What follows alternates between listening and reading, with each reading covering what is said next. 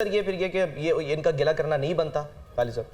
देखें, बात यह है कि बहुत सी चीज़ें ऐसी हैं जो हमारे बिल्कुल सामने हैं और हमें दिखाई दे रही हैं। अच्छा, ये जो हुकूमत के ऐलानात है जिसमें हमेशा एंड का जो आखिरी जुमला होता है वो गा गे गी होता है होगा, करेंगे, हो जाएगा। ये गा गे गी हमें सुनते हुए बड़ा अरसा एक हो गया है, हमारे बाल सफ़ेद हो गए हैं इसी को सुनते हुए। और ये जो इलेक्शन डे के बारे में कह रहे हैं कि कल जो है वो ये नहीं होगा, ये नहीं करने देंगे, ये सब वही गा गेगी वाली। सर लेकिन मायूसी भी तो नहीं फैलानी ना, आंसू का इजहार भी तो करना है ना कि ये इंशाल्लाह नहीं होगा। लेकिन देखें, ये जो इलेक्शन डे है ना, ये मैं हमेशा ये कहता होता हूँ कि ये आधा इलेक्शन है। अच्छा, इलेक्शन डे जो है ये आधा इलेक्शन होता है, तो बाकी आधा पूरी कंपेन है। अच्छा, जो पूरी कंपेन है वो तो मैं नजर आ गई कि कैसे, मतलब किसको चलाने दी गई है, किसको नहीं चलाने दी गई। और जो इलेक्शन डे है उसमें अगर आपको जैसे मतलब रैली नहीं किसी को करने दी, किसी को करने दी है, किसी को जलसा नहीं करने दिया, किसी को करने दिया है, किसी को कार्नर मीटिंग नहीं करने दी, किसी को कार्नर मीटिंग करने दी गई है। अब ऐसे में कल आपको अगर जो पोलिंग के बाहर जो आपका कैंप लगता है, पोलिंग कैंप नहीं लगने दिया जाता, तो मतलब आप क्या समझते हैं कि क्या होगा? अगर आपको ट्रांसपोर्ट नहीं लेने दी जाती, आपको बंदे जो हैं वो घर से निकाल के नहीं जो पोलिंग स्टेशन तक पहुंचाने दिए जाते, तो पूरा जो सिनेरियो है वो तब्दील हो जाता है। और सूरत हाल ये है कि अगर ये कल पोलिंग में जो टर्न आउट है ये कम रहा तो रिजल्ट बिल्कुल और होगा, और अगर टर्न आउट ज़्यादा हुआ तो रिजल्ट कुछ और होगा। लेकिन ये टर्न आउट जो है ये डिपेंड करता है कि कल माहौल क्या बनाया जाएगा, तो इस माहौल पे बड़ा कुछ डिपेंड करता है। और ये जो दावे हैं, हुकूमती दावे, और ईमानदारी की बात यह है कि मुझे तो इन पे टके का भी एतबार नहीं है। अच्छा, हाँ बिल्कुल नहीं है। वो इसलिए कि ये हमेशा से दावे हम सुन रहे हैं ना। सर टके की वैल्यू जो है वो ज्यादा हो गई है रुपए से। ये वो उस टके की बात नहीं कर रहे, मुझे पता है। ये हम उस टके की बात कर रहे हैं जो हमारा कभी आने के 2 टके होते थे और मतरूक हो गया। हम उस रुपए के 16 आने में 2 अठन्नियाँ, 2 अठन्नियों में 2 चवन्नियाँ, 1 अठन्नी में 2 चवन्नी, हर चवन्नी में 4 आने में 2 टके। तो बस साबित हुआ कि टके टके में भी फर्क है। हाँ, सारे टके एक से नहीं होते। हाँ, ये टके टोकरी होना ये उससे निकला वो हुआ है। जिस टके की बात कर रहे हैं ना वो उस टके के बराबर नहीं है। तो सही है। तो डॉक्टर हसन अस्करी साहब, सर माहौल आपने पूछा, प्लीज। सर माहौल की जो बात करें खालिद साहब, माहौल पे डिपेंड करेगा, तो सर ये जो माहौल है ये किस पर डिपेंड करेगा? देखिए, एडमिनिस्ट्रेटिव अरेंजमेंट तो काफ़ी एलेबोरेट किए गए हैं और ये एक पुराना एक सिस्टम है जिसको अपडेट किया जाता है वक्ती ज़रूरियात के हिसाब से। बाकी रहा, हमने अब ये देखा है कि पोलिंग डे पे आम तौर पर ज़्यादा कोई दखल अंदाज़ी करना इसलिए मुमकिन नहीं होती कि वो फ़ौरन नोटिस में आ जाती है। कभी ज़माना था कि ये काम पोलिंग डे पे बहुत कुछ हुआ करता था, लेकिन अब ज़रा मुश्किल है।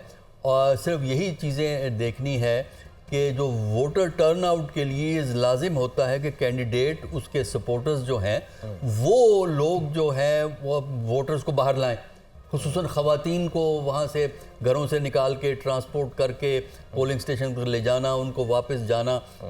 तो इसके लिए ट्रांसपोर्ट की ज़रूरत होती है।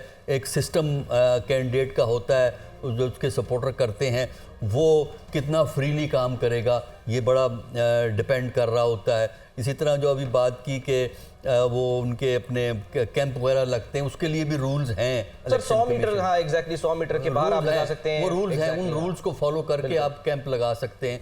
तो ये चीज़ें जो ऑपरेशनल प्रॉब्लम्स जो होती हैं वो कल हमें उसका पता लगेगा। लेकिन इस वक्त सिस्टम काफ़ी इन्होंने एलेबोरेट बनाया। अब देखना ये है कि अमली तौर पर वो किस हद तक अवेलेबल होगा, और बाज़ दफ़ा छोटा मोटा हंगामा भी होता है, उसको किस तरह मैनेज करते हैं, सिक्योरिटी वाले होते हैं। लेकिन ये चीज़ें सब वो हैं जो कि हम कल देखेंगे। इस वक्त सिर्फ हम यही बात कर सकते हैं कि अरेंजमेंट तो हैं, बड़े अच्छे अरेंजमेंट हैं, और अल्लाह करे कि पोलिंग डे जो है पीसफुल गुजर जाए। क्योंकि जिस तरह बलूचिस्तान में, केपी में ज़्यादा हम दहशत गर्दी के वाक़यात देख रहे हैं, तो यही हमारी ठीक है, दुआ तो है उम्मीद हम ये कर कि सकते हैं मामलात कि कल बेहतर तरीके से गुजर जाएं। को तो यही है और इंतजामात भी इस हवाले से किए गए। जहाँ तक केपी और बलूचिस्तान की बात है वो हम रशीद सफ़ी साहब से जानेंगे, वहाँ से वो आए हुए हैं। लेकिन रशीद सफ़ी साहब यहाँ पे हमें एक ब्रेक शामिल करना है, जब ब्रेक से वापस आएंगे तो फिर आपसे कंटिन्यू और करेंगे। जाते जाते ये जो हसन अस्करी साहब ने बात की ना, इस पर जरा हम वापस आके बात करते हैं। ये बात अब वहाँ आ गई है कि इलेक्शन डे को अच्छी तरह मैनेज जो करेगा वो फिर कामयाब होगा। ठीक है, एक ब्रेक लेते हैं, ब्रेक के बाद वापस आते हैं। के हवाले से बताएं कि जहाँ पे जो हसास इंतहाई हसास इजला है या पोलिंग स्टेशन है, उसके हवाले से आपकी क्या प्लानिंग है? सही। और इस पर भरपूर तरीके से काम किया। पंजाब के जो चीफ मिनिस्टर हैं उन्होंने आज से शायद 2 दिन पहले निगरान कैबिनेट का जब इजलास हुआ तो उसमें कह दिया था कि हम पंजाब में लॉ एंड ऑर्डर की सिचुएशन बहुत बेहतर है। फिर सिंध के चीफ मिनिस्टर ने कहा, यहाँ तक कि खैबर पख्तूनख्वा के चीफ मिनिस्टर ने भी ये लिख के दिया है बाकायदा, उनकी वजारत दाखिला ने, वफाकी जो महकमा दाखिला है उनको। अब ये तमाम सिचुएशन देखने के बाद आज भी फैसला हो गया। परसों तो कैटेगोरिकली पंजाब हुकूमत ने कह दिया था कि पंजाब में ना इंटरनेट सर्विस बंद होगी और पुलिस की भारी नफरी तैनात होगी। पूरे पाकिस्तान का अगर मैं आपके सामने डाटा रखूं तो 16,766 इंतहाई हसास पोलिंग स्टेशन है। सही। और उसमें लगभग कोई अगर देखा जाए तो 29,985 हैं जो हसास पोलिंग स्टेशन जो डिक्लेयर किए गए हैं। और वहां पर पुलिस की नफरी है, आर्मी है, सिविल आर्मड फोर्सेस हैं और फिर दीगर जो स्पेशल tiers हैं, और मुख्तलिफ बाकी tiers हैं, हाँ जी। हर तरह से हर पहलू से जो है वो सिक्योरिटी की सिचुएशन को बेहतर बनाया गया है। इसमें कोई शक नहीं है। 90,675 टोटल पूरे पाकिस्तान में पोलिंग स्टेशन है और फिर 14,90,000 के करीब जो है इंतखाबी अमला है जो उस दिन कल अहम किरदार अदा करेगा। यहाँ पर अगर मैं चीज़ बताऊँ कि CCTV कैमरे लगाए गए हैं, पंजाब में भी लगे, 1 अरब रुपए लगभग बचाया भी है, बाकी जगहों पर भी लगे। आप ये चीज़ देखिए कि जो जहाँ पर पोलिंग होगी, पोलिंग बूथ है, वहाँ पर वो CCTV कैमरे लगाए गए हैं। लेकिन मेरी इतला ये है कि एंट्री पॉइंट जो होगा वहाँ पर CCTV कैमरा इस दफ़ा नहीं होंगे। अच्छा। और माजी में बाद जगहों पर CCTV कैमरे होते थे और उसके साथ साथ जो तरसील की इसकी क्या वजह है, क्यों नहीं होगा? कोई वजह भी तो बताई गई होगी। देखिए, क्योंकि उन्होंने ये मॉनिटर किया, जो मैंने इतला था, कोशिश की इसकी मालूमात इकट्ठी कर सकूं। उनका ख्याल ये है कि पोलिंग बूथ को ज़्यादा शफाफ बनाने की ज़रूरत है, तो उनका ये ख्याल है। लेकिन मुझे लगता है कि वहाँ पर भी CCTV कैमरे होने चाहिए, क्योंकि जब आप एक दाखिली रास्ता होगा, खारजी रास्ता होगा, अंदाजा होता है कि कौन आ रहा है, कौन जा रहा है, कौन कल को कोई शिकायत आए तो शिकायत के अजाले के लिए आपके पास रिकॉर्ड तो हो आपके पास। और फिर दूसरा, अगर आप आए कि बाकी चीज़ों को देखते हुए जो तरसील का अमल है, इसमें भी भरपूर तरीके से पुलिस की निगरानी में और पाक फौज के जो जवान हैं वो गश्त कर रहे हैं। सही। पंजाब की हद तक तो मैं कंफर्म कर सकता हूँ क्योंकि मैंने खुद चीज़ें देखी हैं और मॉनिटर की देखी हैं, मरकजी कंट्रोल रूम कायम किए गए हैं। अब देखना ये है कि कल अवाम जब निकलती है, जो बात करते हैं कि 50% जो टर्नआउट है या उससे ज़्यादा अगर बढ़ेगा तो क्या हालात होंगे, मुझे लगता है कि तमाम मामला बड़े पुरसकून हो जाएंगे। अच्छा।